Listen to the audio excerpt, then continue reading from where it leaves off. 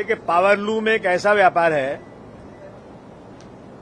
कि कृषि के बाद, एग्रीकल्चर के बाद सबसे ज्यादा एम्प्लॉयमेंट देने वाला है, लेकिन सरकार का ध्यान पावरलूम की तरफ बिल्कुल नहीं है। जब श्री मुलायम सिंह यादव जी की सरकार थी तो उन्होंने सिर्फ 60 रुपए, ओनली 60 रुपीज नाम के लिए सिर्फ पावरलूम का बिल बिजली का रखा था, इसलिए कि इस इंडस्ट्री का ग्रोथ हो पाए। इसमें एम्प्लॉयमेंट बहुत ज्यादा है। 60 रुपए कोई वैल्यू नहीं होती है। 24 आवर्स की बिल 60 रुपए। यहां सरकार प्रॉफिट एंड लॉस देख, सरकार का काम प्रॉफिट एंड लॉस देखना नहीं है। सरकार धंधा करने नहीं बैठी है। सरकार का काम है कि जनता को कैसे सहूलत दें, उनको रोजी रोटी कैसे मुहैया हो। लेकिन सरकार ने वहां लाकर एक ऐसी कंपनी बिठा दिया है जो मारवाड़ियों की तरह से डंडा लेकर के लोगों से पैसे वसूलती है और एक्स्ट्रा कितने पैसे लोगों से ले सकें, कितनी बिल बढ़ा सकें, ये उनका रोज का काम है। सरकार कहती है कि उनके आने के बाद हमको जो है रेवेन्यू बहुत हमको मिल गया है। मेरा कहना है कि एक चॉइस होना चाहिए, एक मजबूरी नहीं होना चाहिए। जैसे मुंबई के अंदर यहाँ पे बीएसटी है, टाटा है, अदानी है, इसी तरह से जहां जहां टोरेंट कंपनी है, भिवंडी में है, मुमरा में है, एक प्राइवेट कंपनी मालेगांव में है, जहां जहां माइनॉरिटी, जहां गरीब लोग हैं ना, वहीं पर ऐसी कंपनी को लाया जा रहा है ताकि उनको परेशान किया जाए।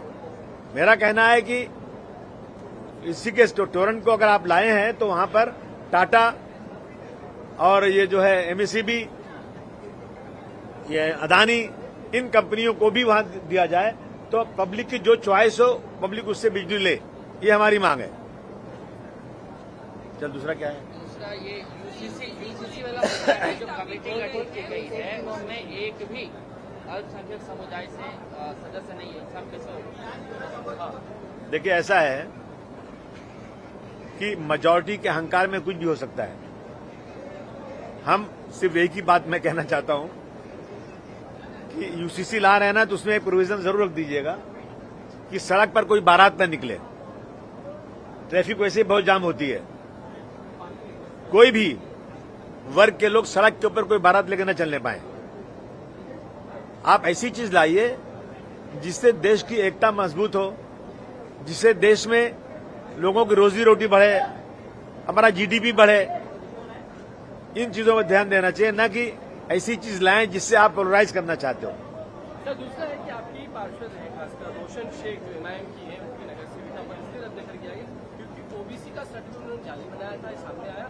अब आपकी पार्टी के ही पार्षद को वहां पे मौका नहीं, देखिए, ऐसा है कि बहुत सारे पार्षद ऐसे हैं, नगर सेवक ऐसे हैं जिन्होंने अपनी ओबीसी की सर्टिफिकेट दिया, वो उस पर चैलेंज हुआ है और बहुत सारी बोगस है। और मैं ये भी सरकार का ध्यान दिलाना चाहता हूं कि ये टाइम वेस्टिंग है।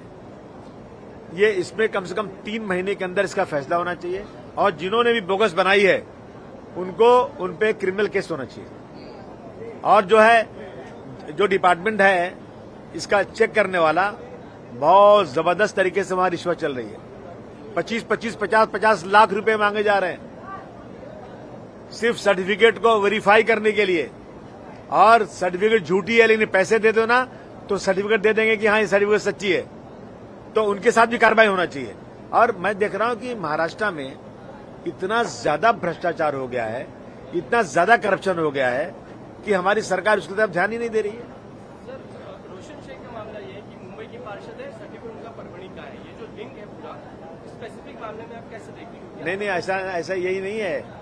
बहुत सारे लोग हैं ना यहाँ के रहने वाले हैं और मालेगांव से सर्टिफिकेट लेकर आ गए। जहाँ सेटिंग हो जाती है, कोई मिल जाता है ना, जब उनको जानने वाला वो आदमी है ही नहीं, उसका नाम लिख दिया कि ये मेरा रिश्तेदार है और ये फलान बिरादरी का इसका सर्टिफिकेट है। यानी इस तरह से बहुत ज्यादा बोगस। कैसे जालसाजी होगी?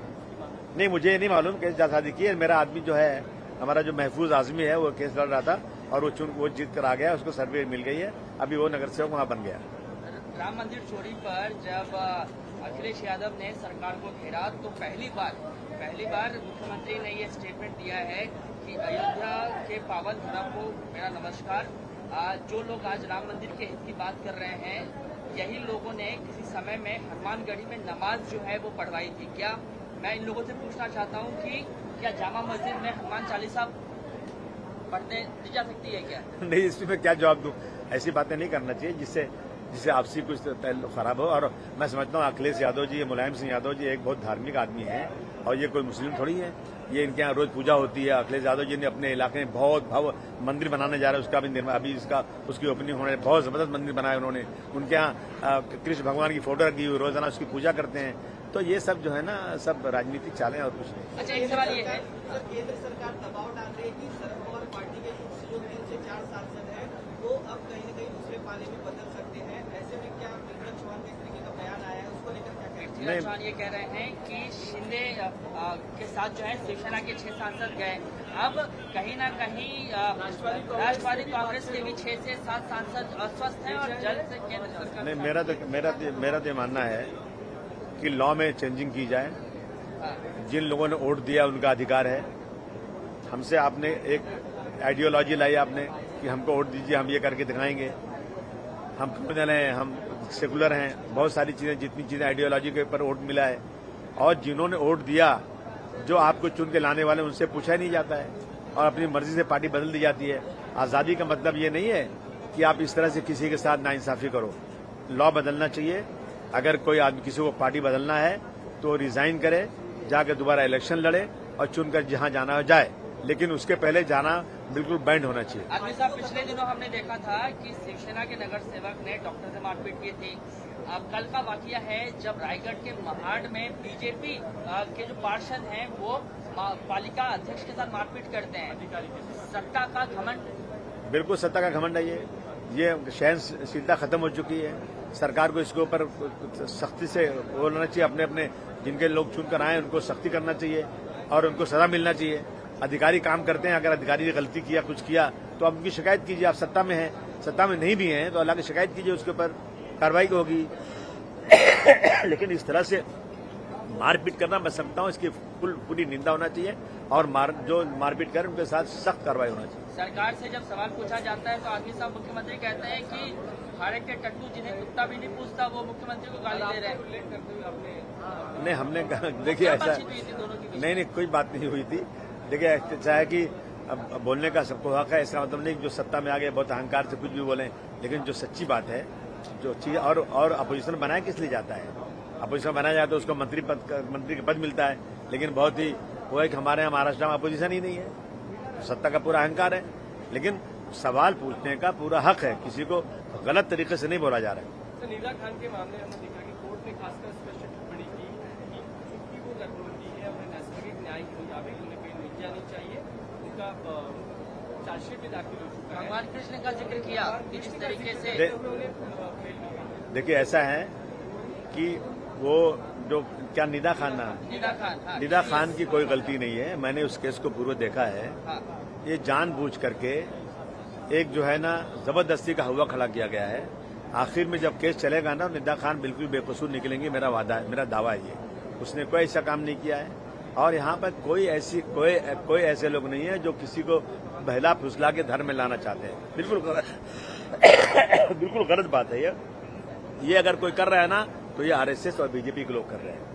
लोगों को जाना पटाना उनको कि तुम अगर धर्म परिवर्तन कर दोगे तो तुमको इतने पैसे देंगे, तुमको नौकरी देंगे, उनको फूलों का हार पहनाया जाता है। किसी और धर्म में शादी करोगे तो उसका भी तुमको लाभ दिया जाएगा।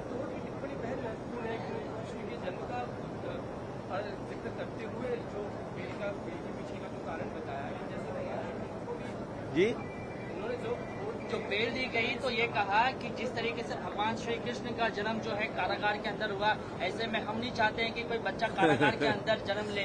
इसके लिए मानवीय आधार पर बेल दी जाती है। नहीं, बहुत खुशी की बात है। जैसा आपने अच्छा जजमेंट दिया है, मैं स्वागत करता हूँ।